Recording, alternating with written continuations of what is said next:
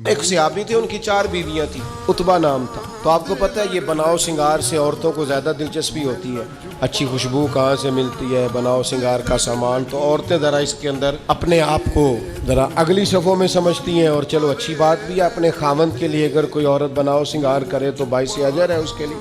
تو وہ 4 بیویاں کہتی ہیں کہ ہم نا ایک سے بڑھ کر ایک خوشبو استعمال کرتی ہیں، لیکن ہمارے شوہر حضرت عتبہ رضی اللہ تعالیٰ عنہ صحابی تھے، ان کو ہم نے کبھی خوشبو لگاتے نہیں دیکھا، اور ان کی خوشبو ہمیشہ ہماری خوشبو پہ غلبہ پا جاتی۔ تو وہ صحابیات 4 کہتی ہیں کہ ہم ٹٹولتی تھیں، ان کی جیبیں دیکھتی تھی، خوشبو کہاں سے لاتا ہے، پر خوشبو کوئی نہیں، جسم بڑا مہکتا ہے۔ ہم نے بڑی کوشش کی، 4 نے مل کے، 4 بیویاں تھیں، سمجھ نہیں آتی تھی۔ فرماتے ہیں ایک دن 4 اکٹھی ہو کے کہنے لگی آج نہ چلو اس بات پہ تو 4 سوکنے اتفاق کرے نا۔ کہتے نے اپنے شوہر سے کہا آپ بتائیے خوشبو کہاں سے لاتے ہیں؟ کہنے لگے اللہ کی قسم کبھی لگائی نہیں، کبھی نہیں لگائی، اس پتے سے ڈھونڈنا قاصد میرے دلدار، کبھی لگائی نہیں خوشبو۔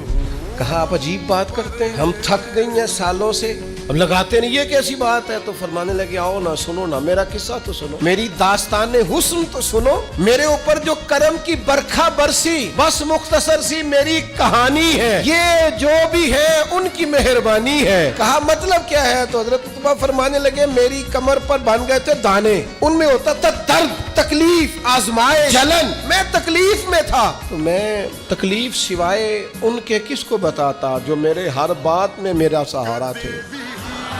میں سیدھا چلا گیا دروازہ رسول پہ، رو کے عرض کی حضور یہ درد ہے، سونے نہیں دیتا۔ تو کہتے ہیں کریم نے فرمایا تو کرتا اوپر کرنا۔ کہتے ہیں میں نے کرتا اوپر کیا تو حضور نے لعاب دہن انگلی سے لگا کے میری کمر پہ لگایا۔ فرماتے ہیں وہ لعاب دہن میری بیماری لے گیا اور خوشبوئیں چھوڑ گیا۔